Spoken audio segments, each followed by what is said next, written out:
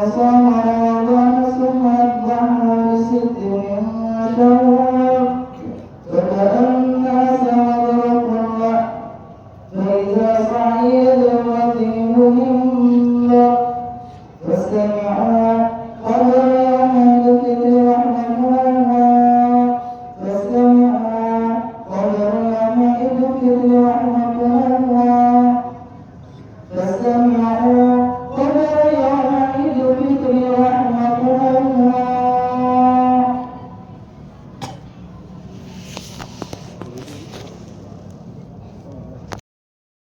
Dan selain memaafkan, betul sekali. Tapi jangan pernah kita anggap bahwa tradisi selain memaafkan adalah tradisi yang salah. Tidak masalah kita jaga tradisi ini. Barangkali kalau kita merasa malu, sungkan untuk minta maaf di hari-hari sebelum Syawal, di bulan Ramadan, di bulan Syawal, di bulan Rajab kemarin, kita datang ke seseorang yang pernah kita boleh, kemudian kita terus kita merasa sungkan, kita merasa malu dikatai ini apa sia-sia datang. Ternyata kita mau jujur lalu kita pernah jujur bermasalah, jujur mengambil. Sedangkan kita malu, kita suka mengungkapkan itu di bulan-bulan sebelum Syawal, maka momen inilah tepat. Ini adalah momen yang tepat kita untuk meminta maaf, bersihkan hati, hilangkan dendam, hilangkan kebencian, hilangkan rasa bodoh, hilangkan rasa hasut, iri dengki dan lain sebagainya. Momen untuk kita saling memaafkan. Kalau kita mau memaafkan, Allah Subhanahu wa Ta'ala akan memaafkan diri kita. Bahkan tobat kepada Allah Subhanahu wa Ta'ala. Jika dosa itu terjadi antara manusia dengan manusia yang lain, dosa itu antara Bani Adam, antara umat manusia, maka syaratnya ada 4. Yang pertama, bertobat kepada Allah Subhanahu wa Ta'ala. Kemudian menyesal dengan penyesalan yang luar biasa di dalam hatinya, bertekad untuk tidak mengulanginya, kemudian ditambah lagi dengan cara meminta maaf kepada orang yang dia boleh. Kalau pernah mengambil sesuatu yang dimilikinya, mengambil mangga di depan rumahnya, dikembalikan mangganya. Kalau pernah mencuri uangnya, dikembalikan uangnya. Kalau pernah hutang lama tidak mau membayarnya, maka segera dikembalikannya. Inilah apabila kesalahan itu terjadi antara manusia dengan manusia yang lain. Maka apabila kita memiliki kesalahan dengan saudara kita, Allah tidak akan mengampuni kecuali kita sudah meminta maaf, meminta Allah dan ridho kepada saudara kita.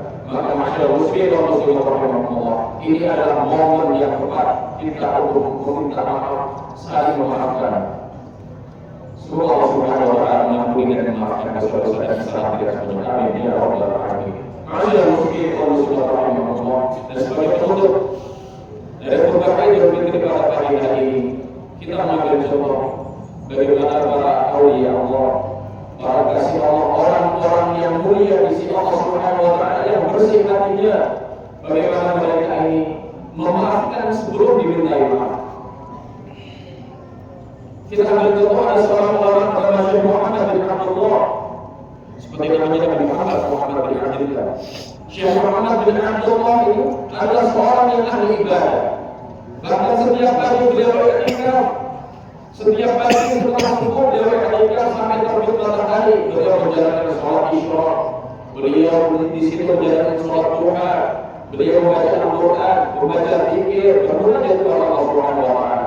Ketika beliau keluar dari masjid, tiba-tiba di depan masjid ada orang yang tidak tahu mana asalnya, dari mana asalnya, mencaci maki beliau, memfitnah beliau, menganggap amalan beliau bid'ah, beliau syirik, beliau sesat dan lain sebagainya. Beliau hanya kaget, tapi beliau mendengarkan saja. Beliau mendengarkan sampai orang tersebut capek dalam mencaci maki beliau, karena mencaci maki itu capek kepada semuanya, membutuhkan energi yang besar. Maka beliau Syekh Muhammad bin Abdullah hanya mendengarkan saja, mengiyakan saja, mengangguk-angguk saja sambil menahan hatinya. Setelah selesai orang itu capek dalam mencaci dan menghina beliau, orang itu pergi dan pulang.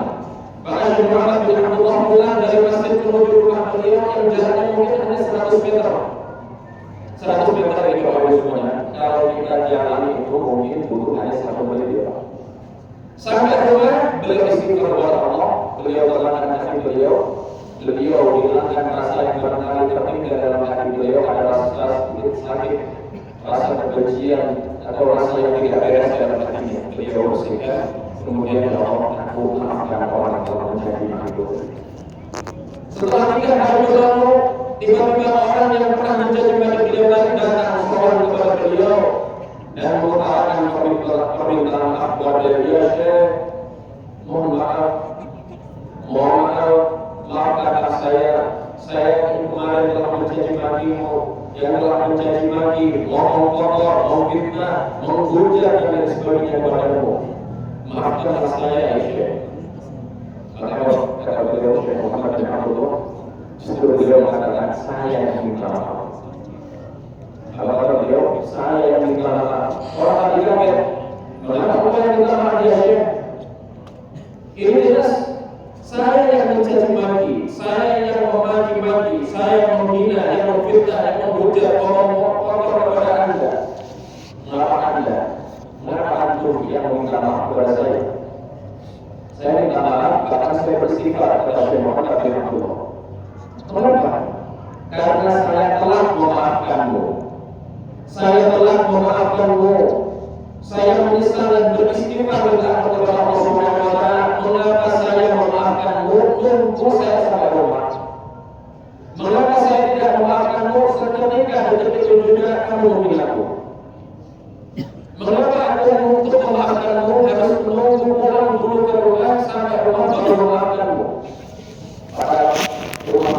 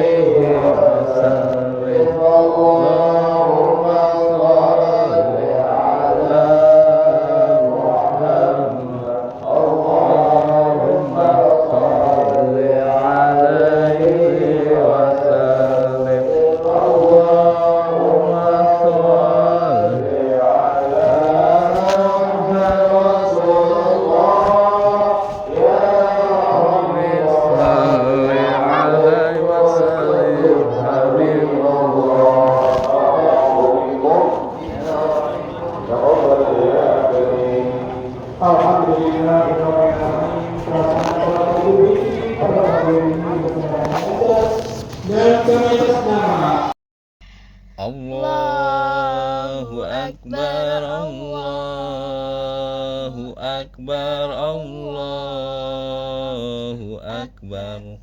La ilaha illallah, wallahu akbar. Allahu Akbar walillahil hamd. Allahu Akbar, Allahu Akbar, Allahu Akbar. La ilaha illallah, wallahu akbar. Allahu Akbar walillahil hamd.